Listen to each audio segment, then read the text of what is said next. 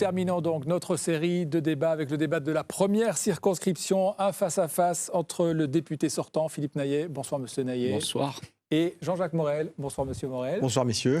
Vous êtes les deux finalistes qualifiés pour le second tour de ces élections législatives dans la première circonscription. On rappelle les résultats du premier tour, Gaël. Oui, c'est Philippe Naillet qui est arrivé en tête avec le plus de voix.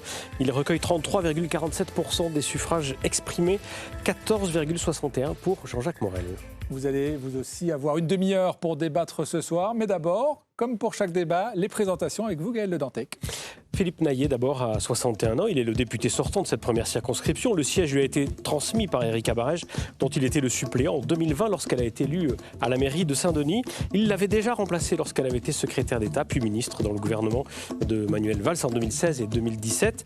Ancien inspecteur des assurances, il a été président-directeur général de la Sodiac, bailleur social dionysien.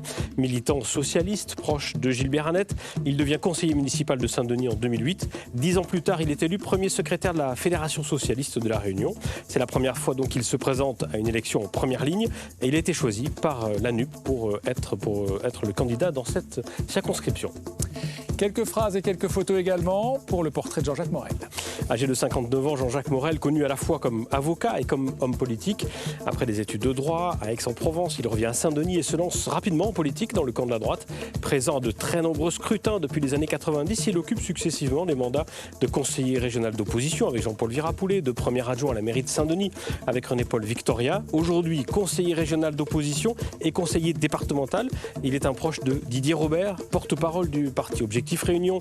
Il a été longtemps encarté aux Républicains, parti qui ne l'a pas investi pour ce scrutin. Peut-être a-t-il été victime, comme Nathalie Bassire, de la guerre interne à droite entre Michel Fontaine et Didier Robert.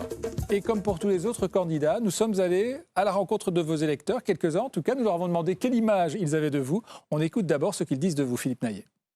Il est proche des gens, il est sur le terrain, voilà, et les gens le connaissent beaucoup. Voilà, c'est tout. C'est ça qui fait un bon candidat ? Ben, normalement, oui, il faut connaître les gens, tout ça, normalement. Il y a cette personnalité, et puis il y a le maire Erika Barège derrière lui. Hein? Puis il y a pas mal de personnalités. Il est très bien. Hein? C'est quelqu'un quand même qui a été longtemps dans la mairie, qui connaît quand même bien. Hein? Il fait du bon travail, M. Philippe Naillet, que je connais bien d'ailleurs. Hein? Il est vraiment bien. On entend proche des gens, il connaît bien, il est bon de travail, mais aussi candidat de la mairie. C'est avec Erika Barège derrière vous, c'est effectivement ce qui ressort. Oui, bonsoir. Je pense que ces témoignages-là reflètent ce que j'ai fait maintenant depuis 13 ans à la mairie. Vous avez rappelé, j'ai été élu d'abord au Camélia, où j'ai fait mes premières armes d'élu. Ce qui n'a pas été dit dans ce projet, qui pour moi peut-être une de mes plus belles, peut-être pas réalisation, un des plus beaux projets que j'ai lancé, c'est la rénovation urbaine des camélias, parce que ça a changé également la vie des camélias. Donc effectivement, je suis quelqu'un qui a gardé le contact, parce que je considère que un élu, c'est quelqu'un qui connaît ses dossiers, mais c'est quelqu'un qui connaît également les gens. Et sur cette image de vous êtes le candidat, mais il y a Erika Barège toujours qui est là, qui est derrière. Écoutez, je suis sur une circonscription où il y a plus de deux tiers de la ville de Saint-Denis. Je suis soutenu par la maire Erika Barège. Donc pour moi, je ne vois là que des éléments positifs. Jean-Jacques Morel, quand on dit candidat de la mairie, c'est aussi pour vous, face à vous, un candidat qui a derrière lui toute la machine municipale ? Ben, évidemment. C'est un candidat qui a toute la machine municipale et croyez-moi, il ne s'en prive pas en utilisant tous les moyens légaux et parfois moins légaux. Quels moyens ? J'ajoute que la Sinor... Mais écoutez, récemment encore, vous avez votre frère a distribué des ordinateurs qui est une association parapublique. Bon, c'est tout dire. Je parle des paniers alimentaires.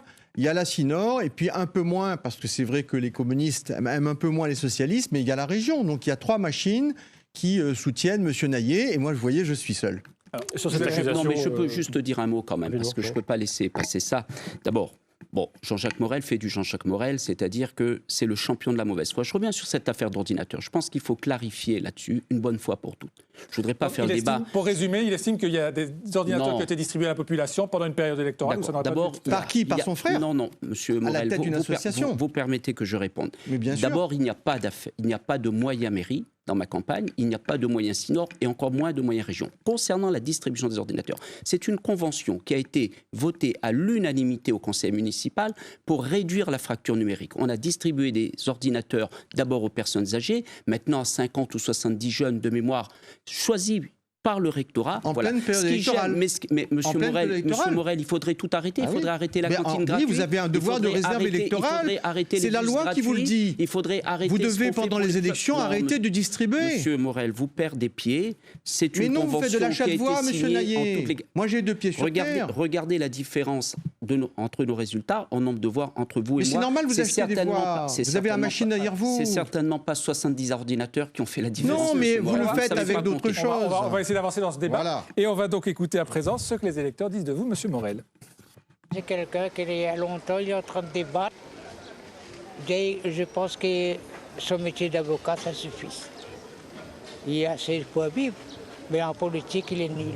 Monsieur Morel est bien, il est gentil, son métier d'avocat, c'est bien. Il est avocat. C'est un bon avocat. Deuxièmement, s'il veut, je trouve que serait un bon candidat. Mais il connaît les gens, comment il est. Hein? Les gens choisissent toujours les mauvais. Il a les bons, il prend les mauvais. Et lui, c'est un bon alors? Oh oui. Avocat, c'est vraiment ce qui ressort. Avocat de la défense de la Réunion, ça vous va? Oui, écoutez, moi je ne suis pas un politique de métier, de profession. Je suis un politique de passion. Vous voyez, je suis avocat d'abord, puisque j'ai toujours voulu garder mon indépendance, ma liberté et mon autonomie. Mais également, c'est vrai que pour moi, La Réunion et Saint-Denis, défendre les gens, c'est une passion dans les prétoires et également dans les assemblées. On vous voit dans beaucoup de scrutins depuis des années et des années. Vous avez l'impression qu'à un moment, cette nouvelle échéance va être une chance pour vous ou une nouvelle difficulté? Vous savez, aucune élection n'est une partie de plaisir. Hein. Il y avait 17 candidats. Les Dionysiens m'ont fait l'honneur de me qualifier pour la finale. Donc aujourd'hui, clairement, j'appelle au rassemblement contre le candidat socialiste, macroniste, mélenchoniste sortant. Et le peuple est souverain. Vous savez, Debré avait une jolie formule, le secret des urnes est impénétrable. Donc je me plierai au verdict des urnes. Jacques Morel, vous avez dit « j'appelle au rassemblement ». On va justement voir quelles sont les autres forces encore en présence, puisqu'il y avait évidemment d'autres candidats au premier tour. Gaël Le Dantec. Oui, en 3e position, on trouve la candidate du Rassemblement national, Gaëlle Lebon, qui a réalisé 13,04%, devant Ludovic Sautron de Génération Écologie, 5,93%. Farid Mangrolia, 5,85%. Éric Magamoutou, 5,26%. Giovanni Payet est à 4,19%. Muriel Sisteron, l'autre candidate de la droite, 3,93%. Les autres sont donc en dessous de 3%. Philippe Naillet, vous avez déclaré hier, quand les hommes et les femmes de gauche se rassemblent, la gauche gagne et change le quotidien des gens. Vous avez déjà l'impression que grâce à ce rassemblement de la gauche, vous avez gagné? Non, je ne dis pas cela. Une élection n'est jamais gagnée d'avance. Même si aujourd'hui, les Dionysiens ont déjà tranché à la mi-temps du match, puisque je rappelle qu'entre Jean-Jacques Morel et moi, il y a un écart de 19 points. Mais attendons dimanche prochain. Ce que je voulais dire hier, c'est qu'effectivement, en 1981, quand la gauche était rassemblée, en 1997, avec la gauche plurielle, à chaque fois que la gauche est rassemblée, elle gagne, mais surtout elle change la vie. Et moi, en ce moment, si je suis candidat, si je veux me battre dans quelques jours, je l'espère, à l'Assemblée nationale, si je me retrouve totalement dans le projet de la NUPES, c'est parce que les gens souffrent en ce moment. Ils souffrent par rapport à la question du pouvoir d'achat. Nos entreprises sont en grande difficulté, nos petites entreprises qui sont dans le creux de la vague, qui attendent que ça reparte. Les collectivités également, parce que vous savez, même la ville de Saint-Denis est impactée par la crise. Donc, dans le programme que nous portons, que ce soit sur la question du pouvoir d'achat, que ce soit sur la question du logement, que ce soit sur la question de la santé, de l'éducation, il y a des réponses précises. C'est ce que j'ai voulu dire hier et nous les mettrons en œuvre, je l'espère, dans quelques jours. Sur votre positionnement politique, Jean-Jacques Morel disait que vous étiez à la fois socialiste, macroniste, mélenchoniste. Est-ce que vous assumez toutes ces étiquettes? Non, j'ai dit tout à l'heure qu'il y a une constance chez Jean-Jacques Morel, c'est la caricature, hein, c'est l'excès. Donc moi, je suis un socialiste, contrairement à lui. Et vous, c'est le grand écart, M. Naillet. Je ne suis pas. Vous avez appelé à voter Macron et en même temps, vous défendez Mélenchon. Moi, il y a 25 ans, donc vous voyez, c'est le grand écart. Moi, il y a 25 ans, je me suis engagé à gauche. Vous n'avez pas de conviction. Je me suis engagé à gauche. je suis soutenu par Jean-Luc Mélenchon, par toute la gauche, dans l'Hexagone et ici. Je suis opposé à Macron. Et aujourd'hui, le risque pour Macron, c'est Jean-Jacques Morel, parce qu'aujourd'hui, son patron, Christian Jacob, l'a dit à la télévision. Vous avez entendu comme moi. Républicain depuis longtemps, Christian Jacob l'a dit. Vous retardez, votre réveil retarde. La droite, non, votre réveil retarde. Non, ça vous fait mal. Mettez-vous à l'heure. Mettez-vous à l'heure. Ça vous fait très mal. Je reprends ce que Christian Jacob disait il y a quelques jours, et c'est cela qu'il faut dire aux Dionysiens. La droite est prête à faire la courte échelle à Macron pour qu'il ait une majorité. Et le candidat de droite, c'est Jean-Jacques Morel. Oui, la réponse. Votre affiche, c'est d'ailleurs Jean-Jacques Morel, la droite réunionnaise. Alors, pour paraphraser Philippe Naillet, on pourrait dire quand les hommes et les femmes de droite se divisent, la droite perd. Vous-même, vous avez été victime de cette division puisque vous n'avez pas reçu la vestiture des Républicains. Écoutez, aujourd'hui, je remercie Madame Sisteron qui m'a apporté, c'était la candidate des Républicains, qui m'a apporté son soutien très loyalement. Qui a eu moins de 4%. Je constate que le Rassemblement national a appelé à faire barrage à Philippe Naillet, donc pas une voix pour Philippe Naillet. Donc là aussi, ce sont des voix de droite. Je constate que les deux autres candidats qui arrivent derrière, c'est-à-dire M. Magamoutou et M. Mangrolia, ils n'ont pas donné de consigne, mais leur campagne a été violemment dirigé contre le sortant qui se présente, qui veut en tout cas entamer un 3e mandat. Donc, j'allais dire aujourd'hui, c'est tout sauf Naillet. Moi, j'appelle les Dionysiens à se rassembler derrière mon projet pour battre le socialiste sortant qui n'a pas fait ses preuves.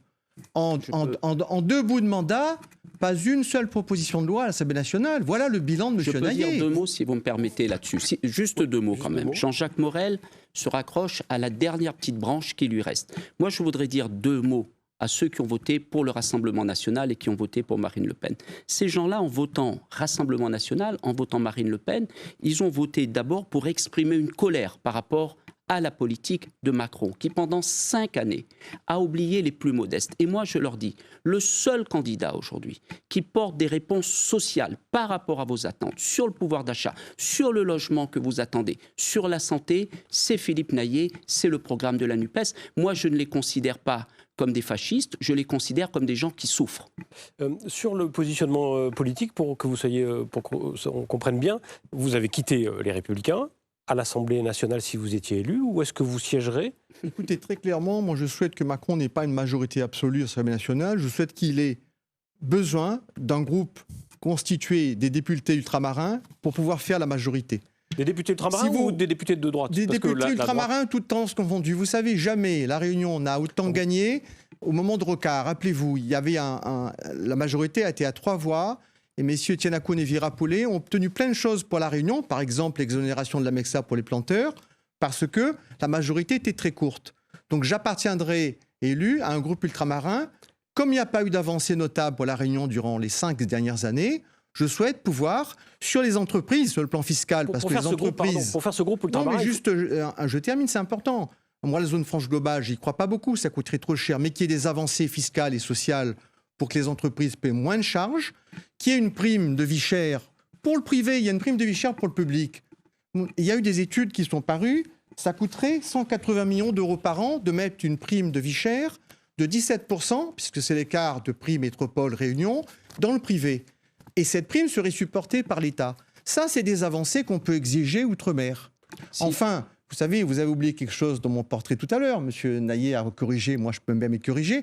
Moi j'ai fait, quand j'étais conseiller général, une épicerie sociale à la Providence Camélia. Et avec les gilets jaunes, avec la crise Covid, ça a explosé. C'est-à-dire qu'aujourd'hui, vous avez beaucoup de familles réunionnaises qui, le 10 du mois, se retrouvent en difficulté. Voilà pourquoi il est nécessaire que sur le pouvoir d'achat, il y ait un réel travail de fait. J'ajoute pour conclure que M. Naillet a fait 2 bouts de mandat. Pourquoi ce qu'il annonce aujourd'hui, il ne l'a pas fait précédemment ? Je peux dire 2 mots. On vous écoute, M. Naillet. Merci. Sur la vie chère, nous, on est plus ambitieux qu'une prime vie chère. Nous allons faire le blocage des prix. Nous allons élargir le bouclier qualité-prix. Nous allons monter le SMIC à 1 500 € net en accompagnant bien sûr nos entreprises. Nous allons augmenter les retraites, les petites retraites, puisque vous savez que c'est une injustice à La Réunion. C'est une injustice. Un retraité sur 2 touche moins de 850 € brut. Pour les petites retraites, avec des carrières incomplètes, 1 000 € net. pour les retraites à carrière complète, pas moins de 1 500 € net. Voilà les mesures fortes que nous mettrons en œuvre. Et je le dis, sur le blocage des prix, le Code du commerce le permet. C'est un décret que prendra le Premier ministre dès son installation à Matignon. Vous avez commencé tous les deux à évoquer vos propositions. Vous savez qu'on vous a demandé à chacun d'entre vous de préparer une proposition que vous nous exposeriez, qui vous tient particulièrement à cœur, comme je dis toujours, pas nécessairement la plus urgente, mais puisque si vous êtes député, vous aurez 5 ans devant vous. Quelle proposition vous permettrait vraiment de mettre votre marque sur ce mandat, Monsieur Morel? Mais moi, je pense que, élu, je proposerais de libérer la terre réunionnaise. Et ces 3 volets, libérer la terre réunionnaise, c'est au bout de 20 ans, un locataire dans un lotissement social qui puisse accéder à la propriété, faire des Réunionnais des propriétaires. Deuxième volet, vous savez qu'il y a des successions depuis 3 générations qui ne sont pas réglées. Le Réunionnais est un propriétaire sans papier et il n'a point son lac, comme il dit. Donc je propose une aide avec des généalogistes financés par un prêt bonifié par l'État pour que les gens ils aient un acte et qu'ils puissent construire. Enfin, dernier point, vous avez compris que ça touche à l'habitat, au logement, donc ça touche au quotidien des gens. Je propose que nous puissions effectivement, sur les permis de construire, débloquer le système. En une phrase, vous avez un machin parisien qui s'appelle le CDPNAF, qui bloque tout, et qui bloque y compris le maire quand on veut faire quelque chose. Ça bloque les constructions dans les hauts, Bois de Nef, la montagne, le brûlé. Vous avez un petit bout de terrain, on demande que ça soit détruit, alors qu'il n'y a rien de dangereux. Ça bloque aussi l'économie. On comprend bien ce que c'est le CDPNAF, c'est une commission. C'est une commission, et moi je demande que la commission ne soit plus composée de technocrates parisiens, mais soit relocalisée à La Réunion, parce que les Réunionnais et ceux qui vivent ici connaissent les risques, qu'on puisse relocaliser. Et enfin, je termine, les permis de construire aujourd'hui sont beaucoup trop compliqués à obtenir, y compris pour les artisans. Les artisans, un artisan qui veut s'installer à Saint-Denis, puisque ça fait 15 ans que les socialistes sont au pouvoir, il n'y a pas une zone d'activité qui a été créée. Et la technopole ici, il faut remonter à Michel Tamaya, c'est très ancien, et avant c'était le gros. Donc je souhaite que les artisans puissent s'installer, et pour ça, il faut retrouver de la marge de manœuvre. C'est pour ça que je parle de libérer la terre réunionnaise, retrouver du foncier. Ça m'apparaît capital. Monsieur Naillet, sur ces propositions, d'accord, pas d'accord avec M. Morel? Non, M. Morel propose les siennes. Moi, si vous me permettez, je propose... Juste une réaction par rapport à ces propositions. Est-ce qu'elles sont intéressantes? Non, je ne fais pas de commentaire sur les propositions de Jean-Jacques Morel. Moi, simplement... Pas de commentaire? Non, pas de commentaire. Donc, votre proposition à vous? Moi, très rapidement, 2 propositions. D'abord, elle porte sur le logement aidé. Il faut doubler la ligne budgétaire unique parce que les familles attendent trop longtemps maintenant pour avoir un logement. Donc, doubler la ligne budgétaire unique, faire un travail de simplification des normes, toujours sur le logement aidé pour que les loyers sortent moins chers et revoir nos sources d'approvisionnement. Deuxième sujet pour moi prioritaire, c'est la santé. Mettre plus de moyens sur le CHU, c'est la revalorisation du coefficient géographique. On a bien vu au moment de la crise Covid, on a déprogrammé des opérations pour pouvoir accueillir des Covidés. Il faut tirer les enseignements. Tirer les enseignements, c'est plus de lits à l'hôpital, recruter des Réunionnais, former des Réunionnais et bien payer les Réunionnais. Donc l'hôpital, le logement, pour moi, ce sont 2 priorités. Je peux me permettre de sur le logement, parce que moi je suis moins sectaire que M. Naillet, je suis d'accord avec M. Naillet sur la santé. Aujourd'hui, moi je mettrai l'accent sur 2 choses. Sur l'hôpital, parce qu'on a vu avec la crise sanitaire que les soignants ont fait un travail admirable, mais que c'était compliqué. Donc je propose qu'on recrute davantage et regardez aux urgences, quels sont les temps d'attente insupportables. Et on l'a tous connu, ça, pour un proche. Et deuxième chose, nuance par rapport à M. Naillet, sans contredire ce qu'il a dit, et qui ne me paraît pas incongru, je propose qu'on mette le paquet sur le cancer. Chirac l'avait fait à l'époque, ça touche toutes les familles réunionnaises, ça touche toutes les familles françaises, plus d'accompagnement, plus de recherche, des meilleurs soins, parce que c'est vraiment un mal qui touche et qui broie les familles, quelles que soient les générations, puisque vous avez des gens âgés, mais vous avez des enfants aussi, parfois, qui sont touchés par le cancer. Et ceux qui me regardent ce soir, ceux qui ont connu ce drame, savent à quel point c'est douloureux.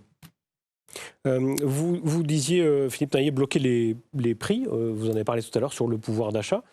Concrètement, comment est-ce qu'on finance ça et comment est-ce qu'on l'applique ici à La Réunion? Vous parliez d'élargir le bouclier qualité-prix. Est-ce qu'on a besoin de passer par une loi pour ça? Est-ce que ça peut pas être résolu ici, localement? Bien sûr. Je vous ai parlé tout à l'heure de décret. Le Premier ministre prendra un décret. Donc, c'est le blocage des prix sur les produits de première nécessité. Nous les connaissons, ces produits. Et amplifier le bouclier qualité-prix. Ça, ce sont vraiment les priorités. Ce sont les deux mesures qu'il faut prendre dans les premiers jours. Après, il y a un travail parce qu'on répond à l'urgence sociale. Mais le rôle du politique, c'est bien sûr de répondre à l'urgence sociale parce que les familles souffrent au 10 du mois. Elles ne savent plus comment faire leurs courses. Elles sont obligées de faire des choix. Ça, c'est pas bon. Mais nous avons également un travail de fond à faire. Moi, je défends également la production locale. Je pense qu'il faut encourager la production locale pour tendre vers l'autosuffisance alimentaire. Il faut revoir ce qu'on a fait, monsieur, avec les filières déjà. Vous savez très bien que est-ce que c'est le travail d'un député? Est-ce que ça passe par l'Assemblée nationale? Écoutez, le député, heureusement, qui peut porter des amendements sans aller jusqu'à des propositions de loi. Il peut porter des amendements pour faciliter le développement des filières. C'est ce que nous faisons. Vous savez, moi, en commission des affaires économiques, quand je prends la parole, c'est pour défendre les filières. On continuera à le faire à travers un certain nombre d'amendements. Mais je termine juste pour dire deux choses quand même. On a de vrais enjeux devant nous. On a l'urgence. L'urgence, c'est le blocage des prix. Mais il faut aller vers le développement des filières, renforcer les filières, la production locale, revoir nos sources d'approvisionnement. 80% de ce que vous trouvez aujourd'hui dans le panier d'un Réunionnais qui fait ses courses arrive d'Europe. Ça, c'est pas normal. Également, aller vers une sorte de continuité économique. Sur les prix, le pouvoir d'achat, en quoi vos propositions diffèrent de celles de M. Naillet? Je pense que le blocage des prix est nécessaire, mais c'est une courte vue. Le commerçant n'y vendra pas à perte, lui. Si à un moment où les intrants coûtent plus cher, les matières premières coûtent plus cher, à un moment donné, il ne vendra pas à perte. Donc qu'est-ce que je propose? Moi, je propose que très vite, on supprime l'octroi de mer sur les produits de première nécessité, notamment ceux du bouclier qualité-prix, et qu'on le revoie à la baisse sur beaucoup de choses.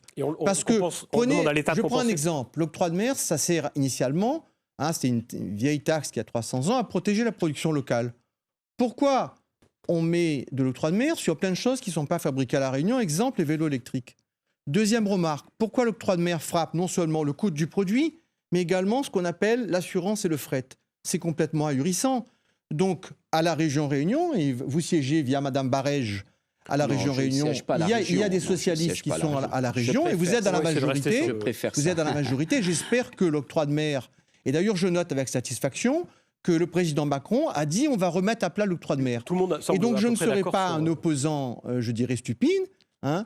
Je pense que quand Macron mettra sur la table la remise à plat de l'octroi de mer pour faire baisser les prix à La Réunion, je voterai des deux mains.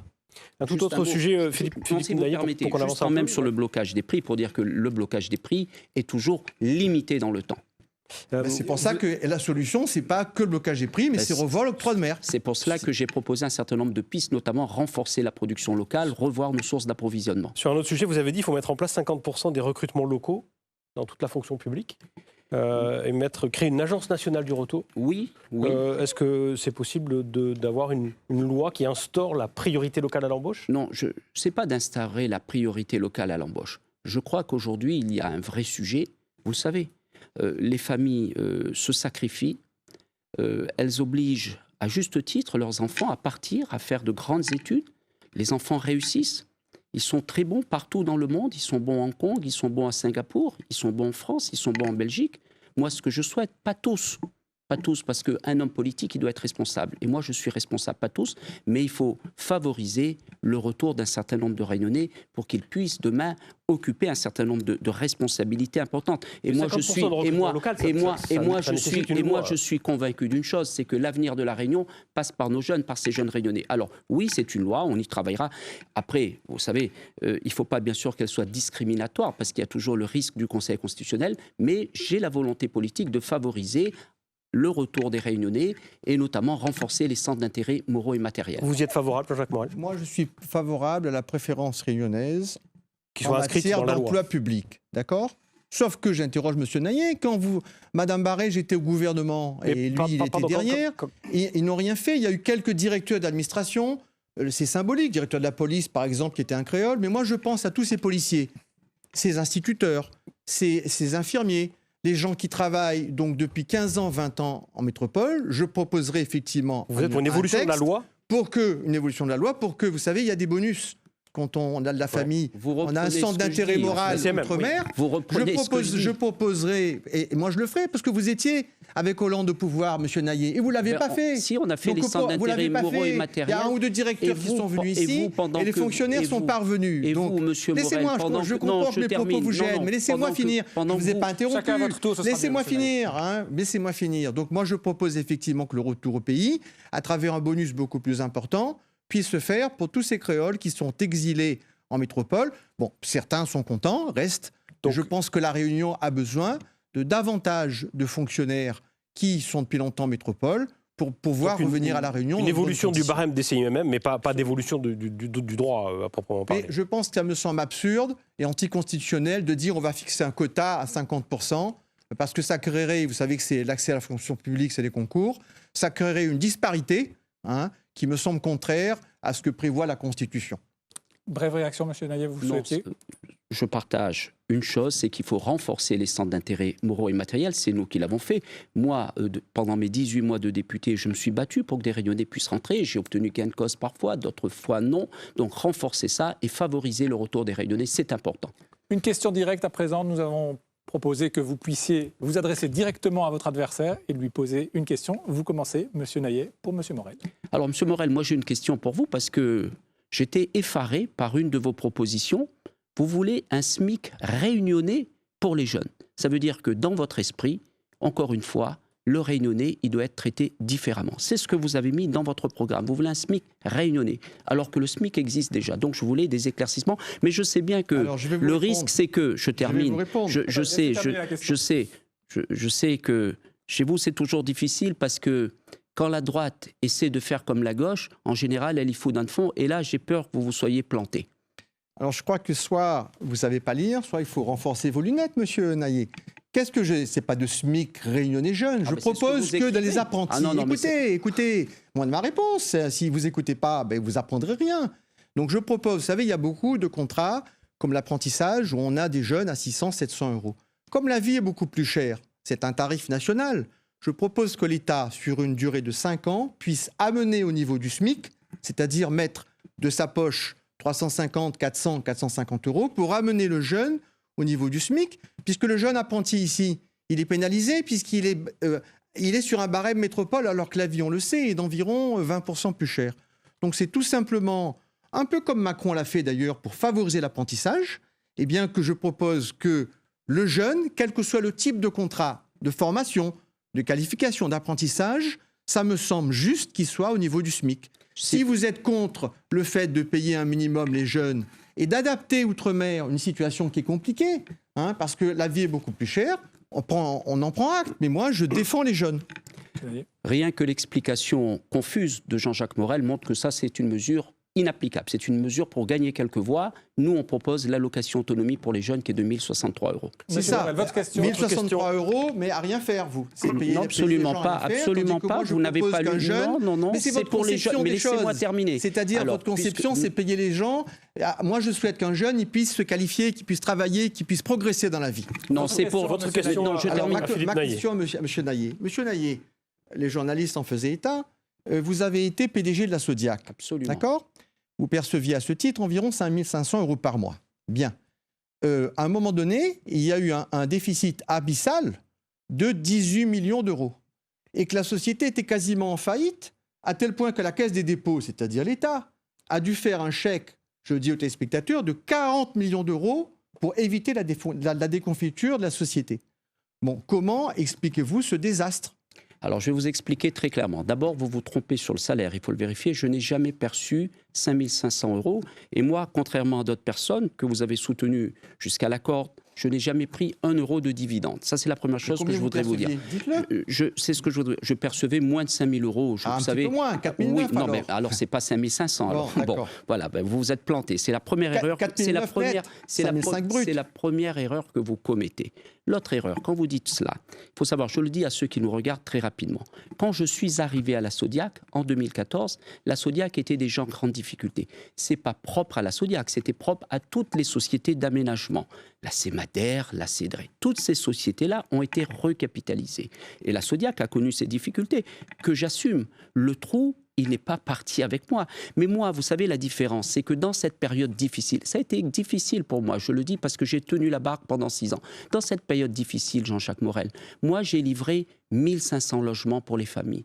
Et c'est ça ma fierté. J'ai fait. Vous l'avez livré, attendez. Le Pôle Océan, vous l'avez livré? Non, laissez-moi.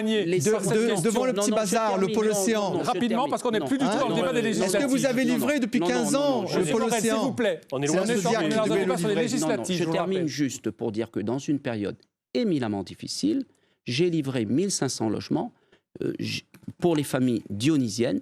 J'ai fait atelier Grand Canal que chacun peut voir et je pourrais développer d'autres projets. On va vous proposer, avant de terminer ce débat, comme tous les autres candidats, de commenter une photo qui vous tient à cœur, qui symbolise votre circonscription. Et c'est vous, Monsieur Naillet, qui commencez. Voilà votre photo. Alors moi, c'est le cœur vert familial, parce que j'aime le cœur vert familial, tout simplement parce que les familles se retrouvent. Vous avez de très jeunes, des moins jeunes, des personnes âgées. Elles viennent se promener, elles viennent parfois pique-niquer, elles viennent lire. Les amoureux se retrouvent. Pas très loin, vous avez le skatepark. Donc, pour moi, c'est un endroit formidable. C'est un endroit où on respire. Jean-Jacques Morel, votre photo à présent. Eh bien, 2 choses. C'est une manifestation il y a 3 jours pour les planteurs de canne à sucre. Moi, je suis très attaché aux planteurs et ça nous permettra, en élargissant, si on les aide davantage, il faut que les usiniers fassent un effort considérable et l'État. Il faut arriver à l'autosuffisance alimentaire et c'est symbolique. Deuxièmement, on est sur la place où il y a la statue de Maë de la Bourdonnais. Je lisais avec stupéfaction, même si rien ne m'étonne plus, que Mme Barège propose de déboulonner la statue de Maë de la Bourdonnais au prétexte qu'il a vécu à une époque où il y avait l'esclavage. Mais je pense que son œuvre, à l'île Maurice, on ne déboulonne pas les statues. L'œuvre de Maë de la Bourdonnais dépasse largement l'esclavage. Donc moi, je propose, plutôt que déboulonner les statues et vouloir refaire l'histoire, mettez une statue de Élie, l'esclave qui, en 1811, par une mise en lune, a déclenché une révolte. Et ainsi, on respecte l'histoire de part et d'autre. Et je suis contre cette repentance qui consiste à sans arrêt, c'était une autre époque, à sans arrêt vouloir reconsidérer les choses et juger des gens qui ont vécu il y a 300 ans. Une réponse sur ce sujet rapidement, Philippe Naillet. Non, écoutez, moi, je pense que Erika Barège, j'ai lu ses arguments, je les partage totalement. Ça ne m'étonne pas. Il faut regarder l'histoire telle qu'elle est. Vous êtes son doublon. Non, vous permettez que je réponde. Bien sûr. Nous avons une responsabilité par rapport aux prochaines générations, c'est de dire véritablement l'histoire. C'est ça notre responsabilité. C'est pas de masquer l'histoire, de la trafiquer. Donc, Erika Barège a raison là-dessus. Et ça m'amuse, bien sûr, d'entendre Jean-Jacques Morel parler d'Élie. Vous allez avoir à présent 1 minute pour conclure. Le tirage au sort établit que vous commencez, Monsieur Naillet, votre minute de conclusion. Écoutez, moi, je voudrais bien sûr remercier toutes celles et tous ceux qui sont venus voter pour moi le 12 juin. Mais je voudrais maintenant m'adresser aux abstentionnistes, leur dire que la gauche est unie, la gauche est rassemblée, la gauche porte un programme qui changera votre quotidien sur la question du pouvoir d'achat, pour le logement, pour l'éducation, pour la santé. Pour cela, il faut se mobiliser. Il faut se mobiliser, venir voter le 19 juin pour qu'on puisse mettre en œuvre ce programme. Moi, je me suis engagé, je suis totalement dans le programme de la NUPES, je serai votre défenseur, vous me connaissez, vous l'avez dit à travers vos témoignages, vous me connaissez, je serai le défenseur bien sûr des Réunionnais, mais le défenseur des Dionysiens, des Dionysiennes, des jeunes, des moins jeunes, mais également de nos acteurs économiques qui sont aujourd'hui en grande difficulté. J'ai besoin de vous, je compte sur vous le dimanche 19 juin pour faire gagner Philippe Naillet, mais pour faire gagner la gauche et donc changer la vie. Merci Monsieur Naillet. Monsieur Morel, c'est votre tour. Dionysienne, Dionysien, j'appelle au rassemblement de ceux qui n'ont pas voté ou de ceux qui ont choisi un autre candidat, puisque 2 Dionysiens sur 3 ont rejeté la candidature du député sortant, qui n'a rien fait en 2 bouts de mandat, pas une seule proposition de loi. C'est pourquoi aujourd'hui, je m'adresse aux plus pauvres, ceux qui sont en difficulté. Je m'adresse aux classes moyennes, celles qui payent tout mais qui n'ont jamais droit à rien. Je m'adresse aux petits entrepreneurs. Je m'adresse à ceux qui perçoivent des retraites misérables. Et je leur dis, le changement est possible. Rassemblez-vous, faites le bon choix dimanche 19 juin et votez et faites voter Jean-Jacques Morel. Merci Monsieur Morel, merci Monsieur Naillet d'avoir débattu avec nous ce soir sur Réunion la Première. Puis merci à vous, téléspectateurs, de nous avoir suivis pendant toute cette campagne des législatives. Rendez-vous désormais dimanche soir, Gaël. Oui, dimanche, évidemment, toute la journée, ça se joue d'abord dans les urnes, mais ici sur Réunion la Première, à partir de 18h, avec des estimations sorties des urnes, des résultats, des commentaires toute la soirée, donc à partir de 18h. À dimanche et bonne fin de soirée sur Réunion la Première. Bonsoir.